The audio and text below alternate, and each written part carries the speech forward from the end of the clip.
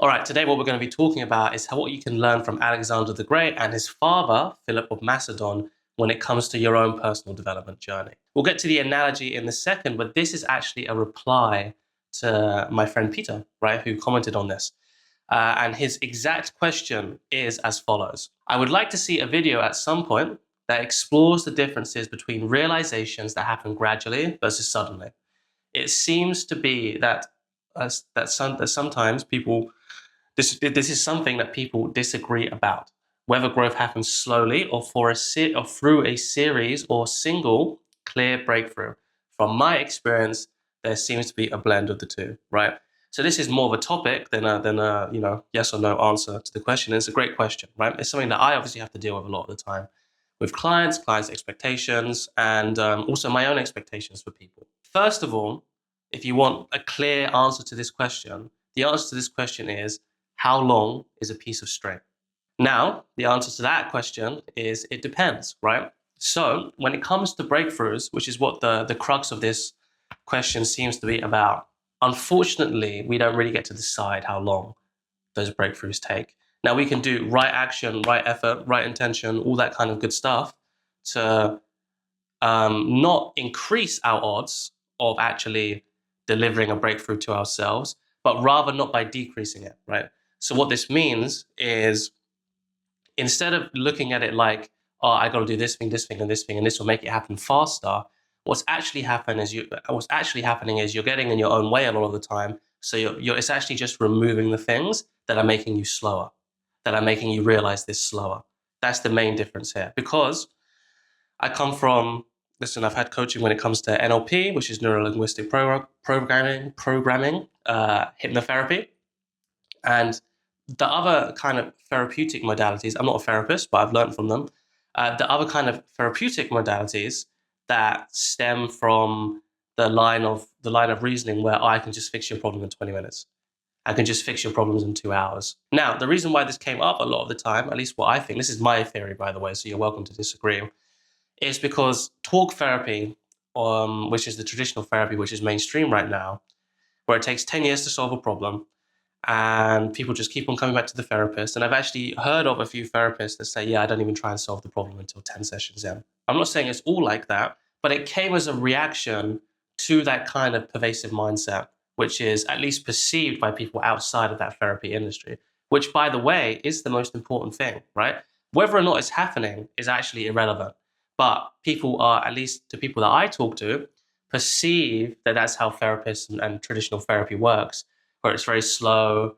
In some ways, it can be seen as very methodical, but a lot of the times, it's seen as quite lazy, or it's seen as taking accountability and responsibility off the therapist, right? So then you have all these modalities coming in saying that, oh, I can solve your smoking issue in 20 minutes. Seems really sexy, people want to buy, but it turns out that you can't actually control that, right? Because breakthroughs happen when you're ready. Breakthroughs happen when you're ready. Realizations happen when you're ready. And letting go of limiting beliefs, or whatever you want to call that, also happens when you're ready.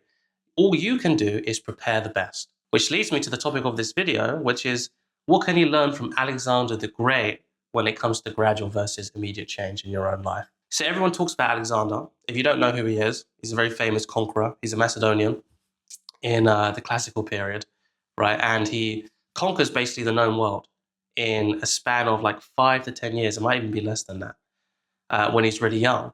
But what people don't look at is all of the reforms made by his mentor and father, Philip II of Macedon. Reformed the army. He was able to unify Greece, play Greece very well. Actually, not through a lot of bloodshed, but he was able to do it through diplomatically as well. And he was kind of always seen to be this moral authority, moral high ground, because whilst everyone was fighting, they would call him in to mediate between the tribes, between the different city-states. So at least for one of the city leagues, which is called the Thessalonian League, if I remember correctly, they actually just gave him leadership of that league for a lifetime, because he was able to maintain his integrity, maintain people liking him, basically, right? Now, what does this have to do with sudden versus gradual change? Because if you don't do your homework, you look at Alexander the Great and you think that nothing came before him. You think that he just built his own foundations, he would just be able to go, become the greatest conqueror or one of the greatest conquerors ever known to man. But when you dig in a little bit, when you dig in and do your homework and you look, who his father was and what his father was able to do, that is something which is gradual change. That is something where if you were to look on a map, you would see the borders of Macedon kind of expand a little bit, but you wouldn't actually be able to see what was happening all throughout his lifetime, right? So this is how you can approach breakthroughs. You consume the right kind of content, you have the right kind of mentors, you have the right kind of friendship group, you're in the right kind of culture, right? You can do all of these things that are in your favor. And internally, it's making changes. I can't remember who I got this from. It definitely wasn't me. Might be my mentor, Pierre de Souza, right? Because he says your internal world always lags around 3 or 4 months behind your external, right? So the change could already be made. The gradual change could already be there, but it takes a while for it to show up in the external, right? So when you're talking about sudden versus gradual change, I actually think there's much less of a distinction than there is, right? Especially when I do work with clients, there's like it seems like small changes are being made, like maybe this little belief gets let go of, or this worldview kind of gets challenged, or this perspective gets shifted, maybe they're able to, then maybe to see things in a different light. And then all of a sudden, a client that's suffering with burnout is now able to work 3, 4, 5, 6 hours at a time, multiple times a day, without really being able to do anything, without being able to, without having the fear of being burnt out again. Right now, why was that able to happen? Was it just because I was able to say something and it was going to create a breakthrough? No, it's because the foundations were laid, the right kind of education, psychoeducation was given, and also behind the scenes, unconsciously, things were able to slot into place, and the old stuff, the old kind of like dead constructs, if you want to look at it that way, were kind of being cleared out, and that takes time, right? Now, there is such a thing, a caveat there when it comes to sudden breakthroughs, right? This happens when your mind is already ready, right? It doesn't happen when your mind's not ready. Your mind is already ready. It's just that somebody says like a perfect thing which fits all of what's going on in your mind, all of the beliefs that your mind has, in the language that your mind typically uses, and it just goes straight to the core of it, right? But the core of that, the construct was already there, the belief was already there, the perspective was already there. All that happens is your attention was directed to it. And when your attention was directed to it, your attention was rock solid on that, right? Because here's another distinction. You can hear things a lot of the time. Most likely in these videos, you've heard a few things where you're like, oh, that's really cool. I mean, if you've had great breakthroughs, great, right? I'm not going to assume that. But a lot of the time, you have to hear a lot of the same thing, just in different ways. And then the breakthrough happens, right? But if you'd have just heard it in that right way straight away, maybe it wouldn't have created that breakthrough. Why? Because every time you ingest a bit of information wholeheartedly, right? Mind open, heart open, whatever you want to call it, it doesn't just go to nowhere. It kind of sits in this psychology, in this mind, right? Waiting and kind of like growing and nurturing and all that kind of thing. So all of the times that you kind of got told something, like let's say you're talking about, life can just be flow, it doesn't have to be hard, right? You can kind of hear that and really resonate, really relate. But really resonating and really relating is not a breakthrough. Okay? So, but then you hear it in a different way, and maybe like a few months later, a year later, and then suddenly it really clicks, and you're like, oh no, I actually know how to do that. That was only made possible by the fact that you've had that education and that construct was already there. That's what I mean by sudden breakthroughs. Another thing that you can look at here, where it seems like something's really sudden, is when you start looking at developmental level and just development in general. You can look at Cezanne Cook-Greuter, Spiral Dynamics, The Stages International as well by Terry O'Fallon. This is basically when you have big shifts in your consciousness. When I say consciousness, you can say the mind, you can say the way of thinking, you can say perspective, right? I'm not trying to say consciousness in a very mystical kind of way. although you can definitely use it that way if you want to, right?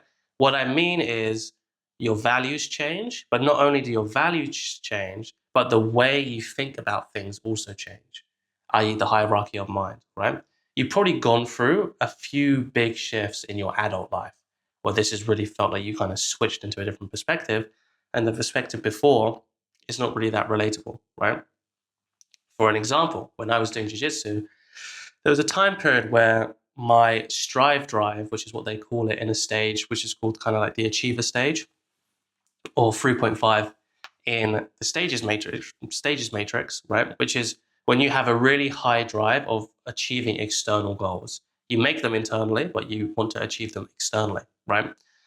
And this is when I really like competing, you know? And I wasn't really doing it for the art form of jiu-jitsu. I thought it was really cool, the art form. I thought it was cool that it was there, but I was really just about competition, to be honest with you. Because I liked the intensity of it. I liked the emotional cycle of it. I liked having those kind of clear goals and training programs and all that kind of stuff. I liked researching my opponents. I liked kind of getting into that headspace. I liked being competitive. I liked being all of that kind of thing, right? But the stage that comes after 3.5 is 4.0, right? And it's something which is also known as the pluralist stage, okay? What this means is there's a complete breakdown when it comes to achieving things, right? So, Peter, it might have happened to you as well. It seems like it's happened to you. At least the way you think about jiu-jitsu seems to be very different to how we used to think about it. Correct me if I'm wrong, though. And this is when things like the subtle nuances of what you're doing starts to become much more appealing than the actual outcome, right? When the flow and the process of something becomes the end in and of itself rather than just the external, I won a medal, or I beat this guy in competition, or I did this, or I did that, right? Now, what happened with me as well is because I made so much sense during competition of this thing, of this art form that I related to, it became very unrelatable to me. I just got burnt out, basically. Especially because I kept on forcing myself, even as I went through this kind of developmental phase, at least when it came to jiu-jitsu. Now, how does this apply to maybe those of you who are watching the art, Peter, right? This can happen with career, this can happen with dating and relationships, this can happen with a spiritual practice, especially if your spiritual practice is very goal-orientated. Like, I'm going to go and meditate for 3 hours. I'm going to try and attain quiet mind, samadhi, right? Any of this kind of stuff, right?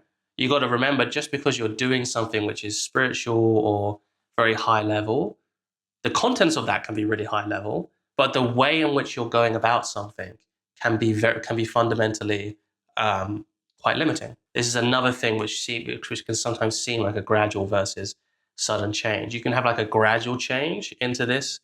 It's like maturing into perspectives, but then there usually is one moment where something happens and you just are just now fully switched into that, and it feels like really exhilarating. And it also can lead to people feeling lost as well. This is what I work with a lot too, where people kind of are using this old kind of way of making sense of the world, like achievement, but then they actually achieve that thing, and suddenly they realize that this illusion, this lie that they told themselves that this is going to make them happy isn't true. That's when we kind of do work on something. But to come back to the original point, Alexander the Great, Philip of Macedon, sudden versus gradual change. What it is it's a spectrum with exceptions of really deep sudden changes. But even then, it's because there's been a conditioning process of the mind for you to be able to receive that kind of information. Now, actionably, what does this mean for your own journey, right? Well, what it means is if all of what I'm consuming or all of what I'm doing is conditioning my mind in a kind of way, then this gives you a really good insight into, okay, well, if right now, how am I conditioning my mind? What kind of topics am I interested in? What kind of people am I hanging out with? What kind of culture generally am I a part of? Well, then I can just reverse engineer that. If that's how I'm conditioning my mind right now, how does that look in 3 years? Right? A lot of people don't ask these questions. So it's like a kind of, I can't remember if it's Chinese, but there's a proverb where it says, mind where you're going, otherwise you'll end up where you're heading, right? So most people do not really kind of consider what they're doing right now has a direct correlation and impact into where they're going to be in the future. So if there's something right now which you're not liking, you know, if you just ignore that, it just doesn't go away, right? It's like the economy in Gary's economics right now. Well, his main message is this crisis isn't going away. We actually have to do something about this. It's the exact same thing when it comes to your own self-actualization practice or your own shadow work practice. By not acknowledging that, hey, there's actually something which feels out of place in my life, that just doesn't go away with time, right? And not only does it not go away with time, but it actually negatively impacts how you're going to be in the future because you're conditioning yourself, right? Now, we're not trying to be perfect here at all. This is not a perfection game. No one can be perfect. I hate to break it to you, right? No one can be perfect. So let's stop playing that game at all, right? Doesn't mean you have to be like this saint who's already doing this kind of stuff, right? Because if you want to go out and you want to party with your friends, with your boys, right? Maybe go a little bit crazy, get a little bit drunk, all that kind of thing. In moderation, that's all good, right? Especially when it's in moderation. Like, let's say if like you are doing that and that's like a way for you to really de-stress, right? I don't know if that's like if that's going to be you, if you're more extroverted, right? Again, that's fine. That's not what we're talking about here, right? Whenever you demonize a certain action, that also just takes a lot of mental energy, and also any kind of judgment on yourself when it's that kind of judgment, right? Is not going to reinforce your self-image in any kind of way, right? It's kind of like a carrot and the stick mentality, but instead you're just using the stick, and the stick just makes you resentful to yourself. And the last person you want to be resentful to is yourself, because you're living with yourself. You can't run away from yourself, right? So bad person to be resentful to, right? But actionable steps, right? Okay, how am I conditioning myself? Reverse engineer that. See where that's going to lead me in the future. And then you ask yourself a really simple question, which is, do I like that trajectory that I'm going on?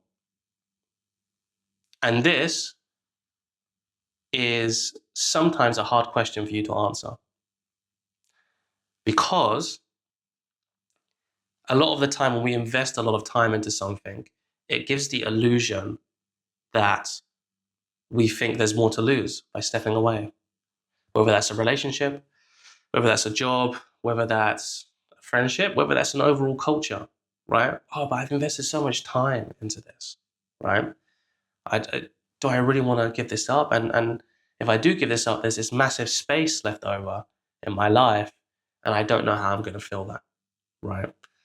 And these are very okay things to worry about, right? But this is where you've got to give yourself the space and the time to really truly answer that question. Is this something that I am prepared to accept, right? Is this a trajectory which I am okay to accept right now? Or is it not, right? But what you'll find is a lot of the time, by asking that question, it stops you from being able to hide, right? Most likely you clicked on this video because there's something in that subtle versus gradual change. There's some kind of confusion there. Like, oh, I feel like I've changed a bit, but I'm not sure. Can I be doing it better? Maybe I'm holding myself back. Maybe I'm kind of gradually changing, but am I just kind of fooling myself, right? How you stop fooling yourself is being very clear with yourself, right? And being very clear about where this is heading, and very ruthless, actually, right? Whilst being compassionate. Ruthless compassion, right? You're ruthless in terms of efficiency. Like, okay, is this really what I want to do? Is this really where I want to be going? And compassion, like, oh, it's okay. Like, it's okay up until now that I've kind of looked away from that. You know, I can't be Superman, and I still love myself, and I still have compassion for myself, and actually all of those people around me, even if they're not serving me in the best way, I also might not be serving them in the best way, right? But the ruthlessness comes when it comes to decision making. Or the step before, which is which is even deciding that you have to make a new decision to begin with, right? Because that's another big problem that people struggle with. They struggle with even being able to put themselves in a position where they want to make a decision. But what you always have to remember is that by not making a decision is actually making a decision, okay? You could be making a lot of gradual changes and kind of consolidating your base so that when the time to be Alexander the Great comes, when the time to be the conqueror or the person who goes out and and takes risks and has to be a risk taker, when that time comes, it's very effortless and easy. And to people outside, it seems like a sudden change. But what people don't see is the gradual change behind the surface. And actually, that sudden change that's outside is just an extension of the gradual change that's been happening for years. So if this was interesting, please leave a comment. I'm happy to do more video responses. If you like this kind of content, this channel is available for you to watch. So just kind of keep an eye on that. And if you want to do a little bit more longer term work with me, we can have a 30-minute chat where we just go one-on-one, back and forth, and we just kind of see where you're at. There's no hard sales, there's no hard selling. We kind of see where you're at, what your goals are, and how we can kind of work together. But if you're not ready for that, then just stay locked in for the channel. Thank you. I'll see you soon.